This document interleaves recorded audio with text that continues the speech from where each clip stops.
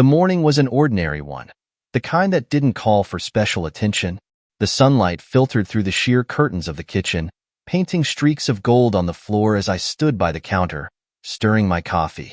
Helen had already left for work, her absence as routine as the ticking clock on the wall. For years, we'd functioned like a well-oiled machine, balancing careers, family, and life's endless demands without losing our rhythm. The faint clinking of my spoon against the ceramic mug was the only sound in the room, a companion to the hum of the refrigerator. I stared at the calendar on the fridge, its squares meticulously filled with events. Emma's wedding had been the centerpiece for months. Now that it had passed, life felt oddly quiet, like the air after a storm. My phone buzzed on the counter, breaking the stillness. I glanced at the screen, expecting a reminder or a message from Helen. Instead, it was a notification from a bank app one rarely used. Your password has been updated successfully. I frowned, setting the mug down. It wasn't an account I touched often, and I hadn't made any changes. Mild irritation crept in as I unlocked my phone to investigate. Helen and I shared finances, but she rarely meddled in this particular account. Perhaps it was a glitch. I opened the app, but instead of the usual login screen, it prompted me to enter a newly set password. My attempts to log in failed, and I was directed to call customer service for assistance. A gnawing unease began to stir in my chest, subtle but persistent. Had Helen mentioned something about the account? I couldn't recall. My mind shuffled through our recent conversations, but turned up nothing relevant. It wasn't the first time I'd encountered a technical hiccup, and yet, there was something about this one that stuck. A few minutes later, I was on hold with the bank, the upbeat hold music at odds with the tightening sensation in my gut. When a representative finally came on the line, I explained the situation. "Yes, Mr. Russell," the voice on the other end said after a brief pause. "The password was updated this morning by someone using a verified device." "A verified device?" I echoed, my confusion deepening. "Yes, sir. It seems the change was made using a phone associated with this account. If this wasn't you, perhaps another authorized user made the update." Helen. The thought came as naturally as breathing, but it didn't make sense. Why would she change the password without telling me? "Could you tell me the location or any details about the device that made the change?" I asked, my voice tightening with a mix of curiosity and worry. "I'm sorry, sir. For security reasons, I can't disclose that information." I thanked the representative and hung up, my coffee long forgotten as I stared at the screen. A small voice in the back of my head tried to rationalize it. Maybe Helen had noticed something odd with the account and decided to secure it. But why not tell me? As I stood there, the sound of footsteps drew my attention.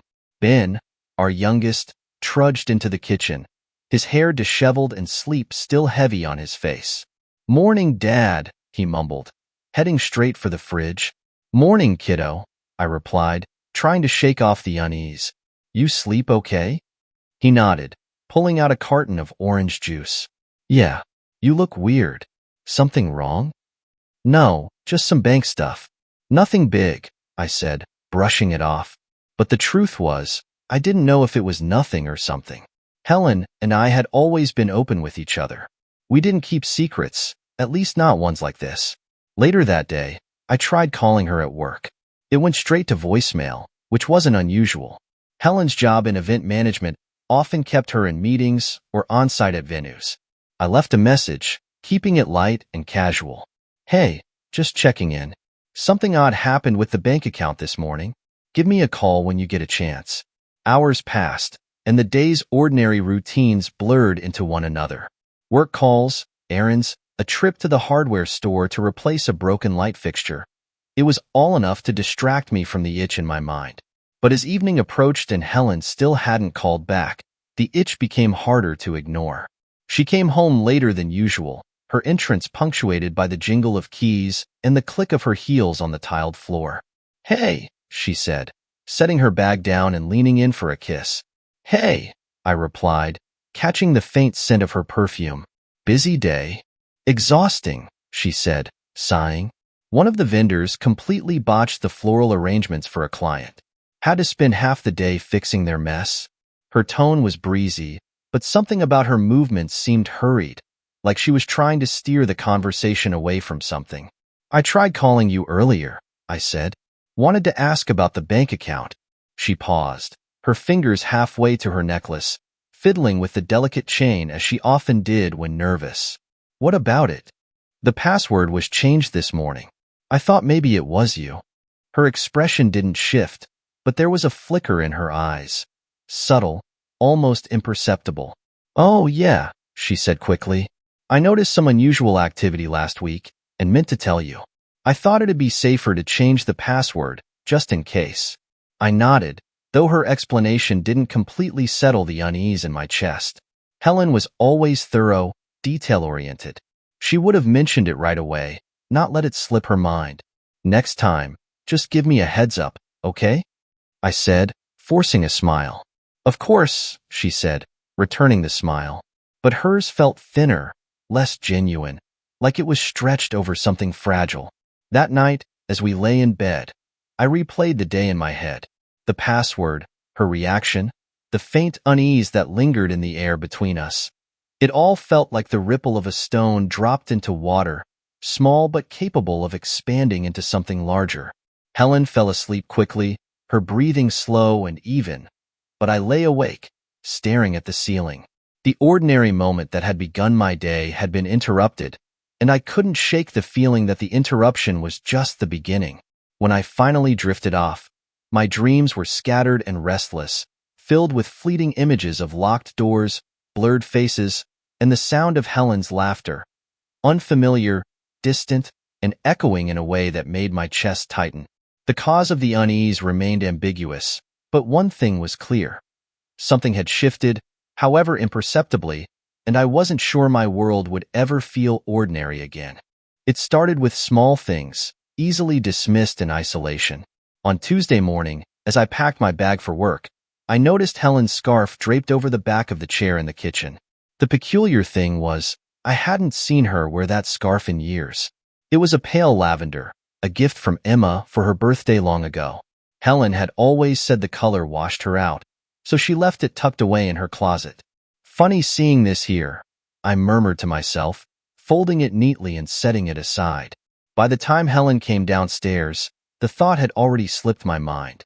She kissed me goodbye, her lips lingering a moment longer than usual, and I told myself the scarf was just an odd choice, not something worth dwelling on. That evening, when I went to grab a glass from the cabinet, I found Helen's work tablet sitting on the counter, partially obscured by the mail. She was meticulous about her devices, always storing them in her bag or charging them in her office. I picked it up absent-mindedly, intending to move it somewhere safer, but as I touched the screen, it lit up. A calendar notification popped up. Dinner with Dave, 7:30 p.m., La Brisa. I froze, my breath catching in my throat. Mark. Helen's voice broke the silence, startling me.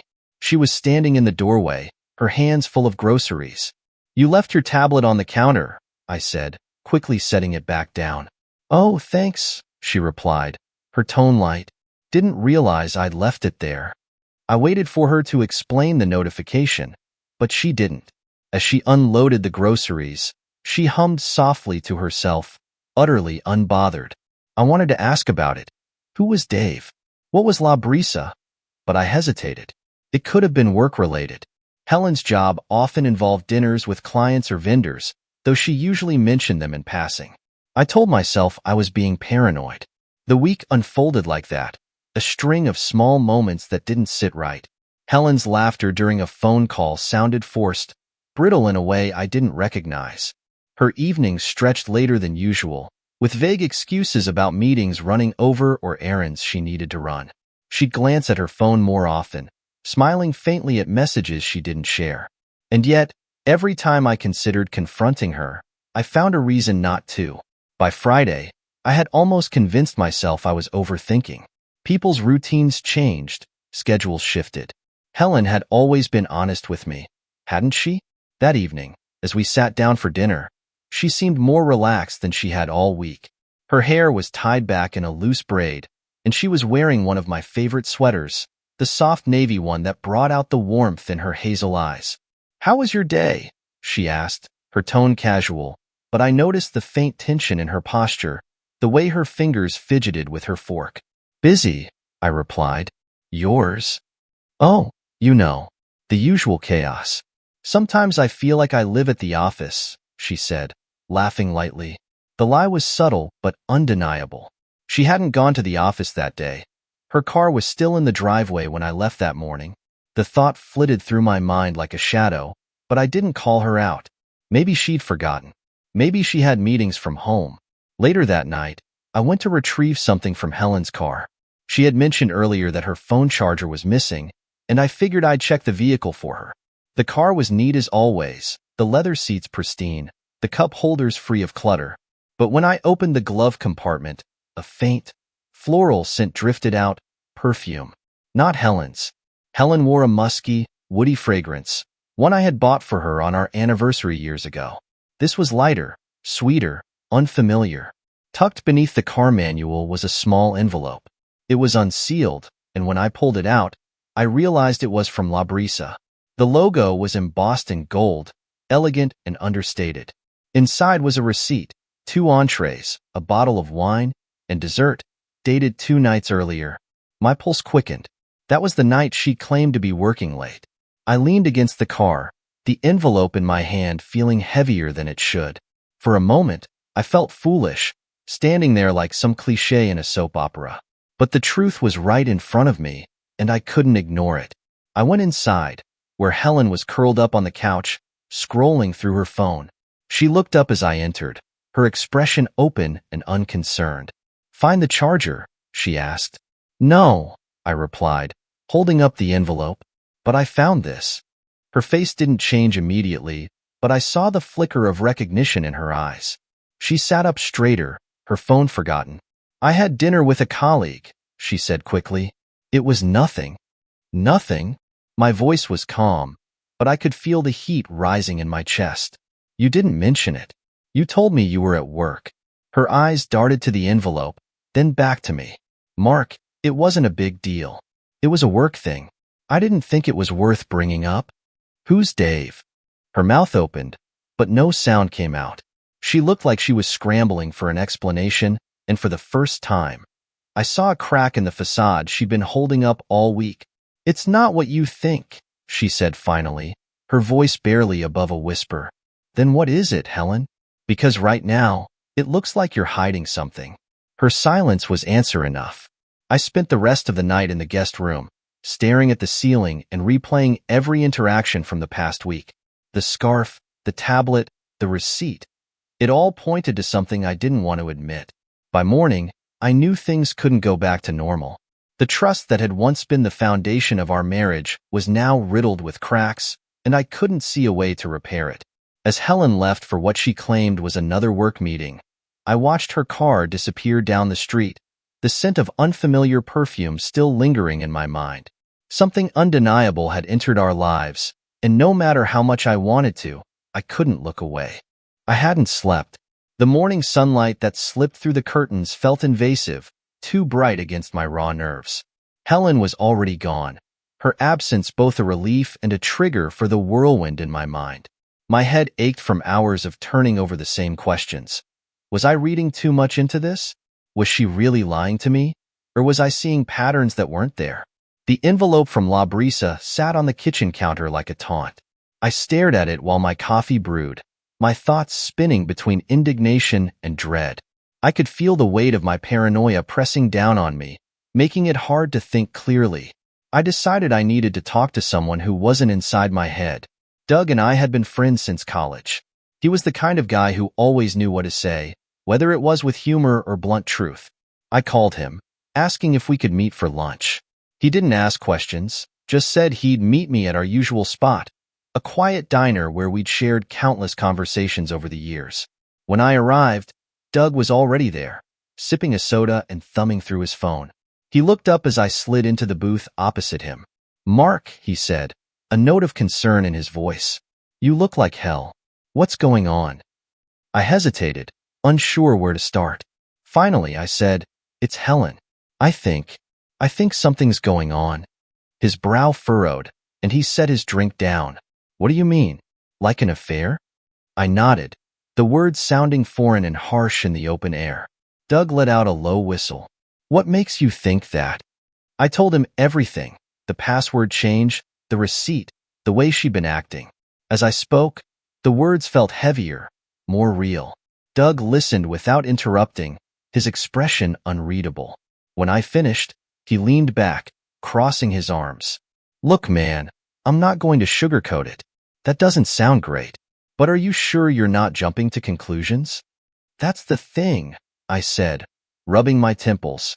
I don't know. I can't tell if I'm seeing things clearly or if my mind's playing tricks on me. Have you talked to her about it? Sort of. I asked her about the receipt, and she said it was a work thing, but I don't know. She was defensive, like she was scrambling for an explanation. Doug nodded slowly. Look, if it were me, I'd dig a little more before making any accusations. But don't go down a rabbit hole, man. That'll just eat you alive. His words made sense, but they didn't offer the comfort I'd hoped for. Back home, I tried to focus on work, but my mind refused to cooperate. I found myself pacing the house, my eyes landing on little things I hadn't noticed before. A receipt for dry cleaning tucked in Helen's purse, dated for a day she was supposed to be working from home. A pair of shoes I didn't recognize in the back of the closet. Each discovery felt like a piece of a puzzle, but one that didn't form a complete picture. I alternated between frustration with myself for prying and a gnawing need to know the truth. By the time Helen came home that evening, I had resolved to say nothing more for now. I greeted her with a smile I hoped didn't look forced and busied myself with dinner. She seemed her usual self, chatting about her day and asking about mine. But when she kissed me goodnight, I couldn't help but notice the faintest hint of that unfamiliar perfume clinging to her. The weekend passed in a blur of forced normalcy. We spent time with Emma and Ben, went grocery shopping, and even had a quiet evening watching a movie. But beneath the surface, my doubts churned. On Sunday afternoon, I decided to go for a walk, needing space to clear my head. Helen offered to come along, but I told her I needed some time alone. She didn't push, just smiled and said she'd see me when I got back. I ended up at a park we used to visit when the kids were younger. The sound of children playing and the rustling of leaves in the breeze were soothing, but they couldn't drown out my thoughts. As I turned to leave, I saw a familiar face across the park. It was Helen's coworker, Miranda, sitting on a bench with a coffee in hand. She spotted me and waved. "Mark, what a surprise," she said as I approached. "Hey, Miranda, how's it going?" Good. Just taking a breather before heading back to the office," she said, gesturing to a stack of papers beside her. We exchanged pleasantries, but as I started to leave, something stopped me. "Miranda, can I ask you something?" I said hesitantly. "Sure. Do you know a guy named Dave? I think he works with Helen." Her expression shifted, a flicker of something I couldn't quite place crossing her face. "Dave?" she repeated. "Yeah. He's one of the vendors we work with sometimes." "Why?" "Oh, no reason," I said quickly. "Just curious." She gave me a searching look, but didn't press further. That night, as Helen and I sat in the living room, I couldn't shake the conversation with Miranda. I watched Helen as she scrolled through her phone, her face illuminated by the screen. She looked relaxed, unbothered, but I couldn't stop wondering what was hidden behind that calm exterior. I wanted to ask her about Dave again, to confront her with everything I'd found, but fear held me back. What if I was wrong? What if I shattered our life over a misunderstanding? But the alternative, the possibility that I was right, was just as terrifying. The next morning, as Helen was getting ready for work, her phone buzzed on the nightstand. She was in the shower, and without thinking, I glanced at the screen. "Can't wait to see you tonight, Dave." My stomach dropped. I sat on the edge of the bed, staring at the message until the screen went dark. The faint sound of the shower running filled the room, but all I could hear was the rush of blood in my ears. The truth I had been avoiding was now undeniable, staring me in the face in the form of 10 simple words. When Helen emerged from the bathroom, wrapped in a towel and humming softly to herself, she froze at the sight of me holding her phone. "Mark," she said, her voice cautious. "What are you doing?" I turned the screen toward her, my hand trembling. "Care to explain this?" Her face paled, and for a moment, She looked like she might deny it. But then her shoulders slumped, and she let out a shaky breath. "It's not what you think," she began, but the words rang hollow. "Then what is it, Helen? Because it looks like you've been lying to me." She sat down on the bed, her expression crumbling. "Mark, I don't even know where to start." And with those words, the fragile world I had been clinging to began to fall apart. Helen's words hung in the air, fragile and unresolved. She sat on the edge of the bed, her face pale, her hands clasped tightly together as if holding herself in place. I stared at her, waiting, my heart pounding in my chest like a war drum. "Well?" I pressed, the weight of the message on her phone burning a hole through my mind. "Who is Dave? What's going on?" She exhaled shakily, avoiding my eyes. "Dave is just a friend. Someone I've worked with a lot. We got close, but it's nothing serious, Mark. I swear." "Close?" The word twisted in my gut. "What does that mean? Have you been lying to me? Cheating on me?" "No," she said quickly, her voice rising in pitch. "It's not like that. I mean, yes, we've talked more than I should have let happen. We've had dinner a few times, but it's all been professional. I haven't crossed any lines." Her explanation should have calmed me, but it didn't. There were too many cracks in the story, too many unanswered questions. I wanted to believe her, but my instincts wouldn't let me. Despite her words, her hands trembled slightly, and her gaze darted briefly toward the door, as though she were considering escape. That day, I decided I couldn't let her words be the final say. I needed the truth, real, undeniable proof that would either vindicate or condemn her. I called Doug and told him everything, omitting no details. "You've got to be sure, Mark," he said, his tone cautious. "If you go digging and find something, there's no coming back from it.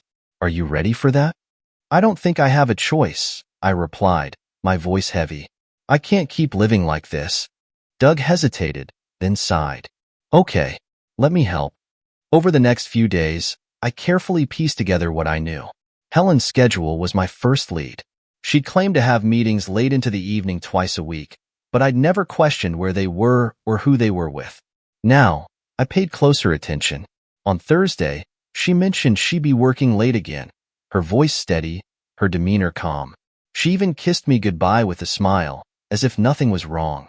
But instead of settling in for a quiet night, I followed her. She drove to a small restaurant on the edge of town. Not La Brisa this time, but another cozy, intimate spot. I parked a few spaces away, my heart racing as I watched her step out of the car. She was dressed simply but elegantly, her hair loose around her shoulders. A few minutes later, a man joined her at the entrance. Tall, dark-haired, and sharply dressed, he placed a hand on her back as they walked inside together. That must be Dave. I stayed in the car, my fingers gripping the steering wheel until my knuckles turned white. Should I confront them? Storm inside and demand answers? But something held me back, the fear of what I might find. Instead, I decided to wait. After an hour, they emerged, walking close but not touching.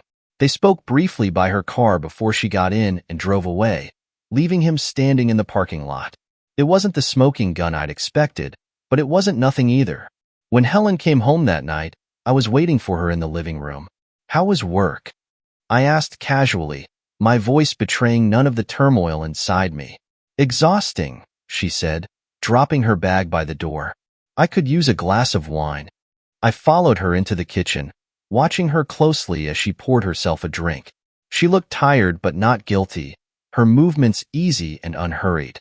"Anything interesting happen?" I pressed, testing her. "Not really," she replied, taking a sip of wine. "Just the usual chaos." Her lie felt like a punch to the gut. The next day, I decided to escalate. I called a private investigator, someone Doug had recommended, and gave them everything I had, her schedule, the names I knew, even the receipt from La Brisa. The investigator promised to look into it and report back within a week. In the meantime, I played my part as the unsuspecting husband. Helen seemed none the wiser, going about her routine as if nothing had changed. But every smile, every kiss, every shared laugh felt like a mask I couldn't trust. When the investigator finally called, the results were maddeningly inconclusive. We've confirmed she's been meeting with Dave regularly, the investigator said. Mostly at restaurants or coffee shops.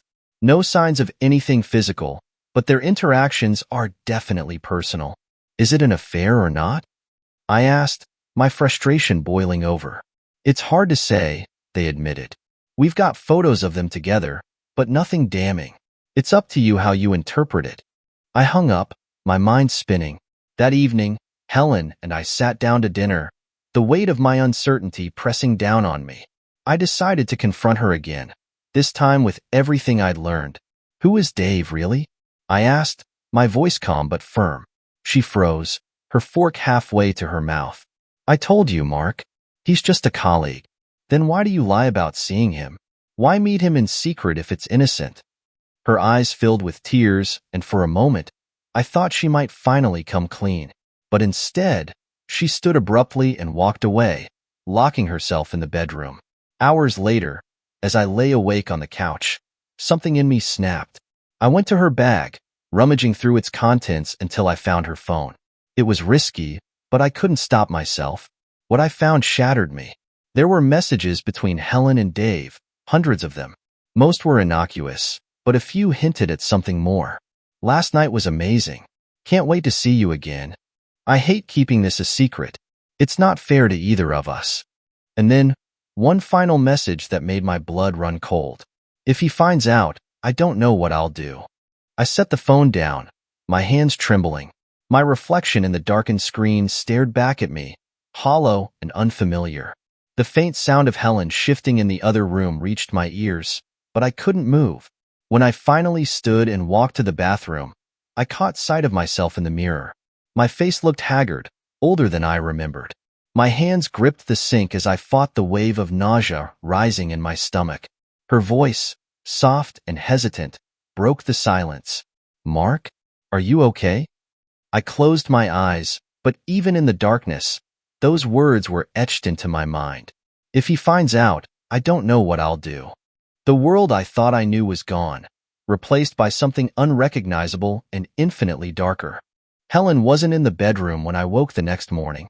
The house was silent except for the faint hum of the refrigerator, and the emptiness felt suffocating. Her phone sat on the kitchen counter, its presence a quiet reminder of the messages I'd read the night before. I poured a cup of coffee and stared out the window, my thoughts tangled. I wanted to confront her, to demand answers to the questions burning inside me, but something held me back. Maybe it was fear. Fear of what she might say, or worse, fear that she'd say nothing at all. The sound of the front door opening startled me.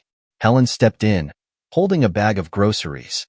Her face was pale, her eyes swollen as if she'd been crying. She stopped when she saw me, her expression guarded. We need to talk, I said, my voice low. She nodded, setting the bag down on the counter. I know. We sat across from each other in the living room, the space between us heavy with unspoken words. I saw the messages, I began. I know about you and Dave. Her eyes widened slightly, but she didn't look surprised. If anything, she looked resigned. Mark, it's not what you think, she said softly. Don't, I snapped, my patience frayed. Don't tell me it's nothing. Don't tell me I'm imagining things. I've seen the messages, Helen. I've followed you. I know you've been meeting him. She flinched but held her ground. You're right. I have been meeting him, but it's not an affair. Not in the way you think. What does that even mean? My voice cracked under the weight of my frustration. She took a deep breath, her hands trembling in her lap. Dave is someone I've known for a long time. Before you and I met. The admission hit me like a gust of cold wind. What are you saying? That he's an ex? No, she said quickly. Not exactly. He's my brother. The room seemed to tilt. Your brother? She nodded, tears welling up in her eyes. My half-brother. From my father's first marriage. We grew up apart, and I didn't even know he existed until a few years ago. Her words felt like pieces of a puzzle I didn't know I was trying to solve. Why haven't you told me this before? Why lie about it? Because it's complicated, Mark, she said, her voice breaking. Dave, he's had a rough life. Addiction, bad decisions. When I found out about him, I wanted to help, but I knew how it would look. I didn't want to drag you or the kids into it. I thought I could handle it on my own. I sat back, my mind reeling. Her explanation made sense, but it didn't erase the weeks of suspicion and doubt that had poisoned our relationship. Why now? I asked. Why has he suddenly become such a big part of your life? She hesitated, her gaze dropping to the floor. He's in trouble again. He's been clean for a while, but he's fallen into debt. I've been trying to help him, but it's more than I can manage on my own. That's why I've been meeting him. Why I didn't tell you about the money. The bank account. The password change. The dinners. It all clicked into place, but the pieces formed a picture I didn't want to see. How much money are we talking about? I asked, dreading the answer. 15,000, she whispered. I felt like the floor had dropped out from under me. 15,000? Helen, that's not just a little help, that's our savings. I know, she said, her voice shaking. I didn't want to do it, but he promised he'd pay it back. He's family, Mark. I couldn't just abandon him. The weight of her words settled over me, suffocating. On one hand, I understood her desire to help. Family was complicated, messy, but on the other hand, she had betrayed my trust, lied to me, hidden things from me. Do you love him? I asked suddenly, the question cutting through the silence. What? Her head snapped up, confusion etched across her face. Do you love him more than you love me? Because that's what it feels like, Helen. Like you've chosen him over me, over us. Her tears spilled over as she shook her head. No, Mark. I love you. I've always loved you. But I didn't know how to handle this. I didn't want you to think less of me, or of him. The rawness in her voice struck something deep within me. I wanted to believe her, to trust that this was the whole truth. But doubt lingered, clawing at the edges of my mind. What do you expect me to do now? I asked, my voice hollow. I don't know, she admitted, but I want to make this right. I'll talk to Dave. I'll tell him I can't help him anymore, that he needs to figure this out on his own. I'll do whatever it takes to fix things between us. Her sincerity was palpable, but so was the hurt. The trust we'd built over years of marriage had been fractured, and I wasn't sure it could be mended. For the next few days, we existed in a tense limbo. Helen reached out to Dave, cutting off financial support and setting boundaries. She offered to show me her phone, her emails, anything I wanted to see. But it wasn't just about transparency. It was about the cracks in our foundation, the lies, the secrecy that couldn't be undone. The final twist came unexpectedly. A week later, I received a letter addressed to both of us. It was from Dave. In the letter, he apologized for his role in our conflict. He acknowledged the strain he had caused and promised to repay the money Helen had given him. But what stood out most was a single line at the end. Thank you for giving me a chance to rebuild, even when I didn't deserve it. The words stayed with me, heavy with meaning. They forced me to see Helen's actions in a different light, not as betrayal, but as an act of compassion, however misguided. That night, Helen and I sat together on the couch, the silence between us no longer sharp but tentative, like a wound beginning to heal. I don't know if I can forgive you, I said honestly. Not yet, but I want to try. She nodded, her hand reaching for mine. I'll wait as long as it takes.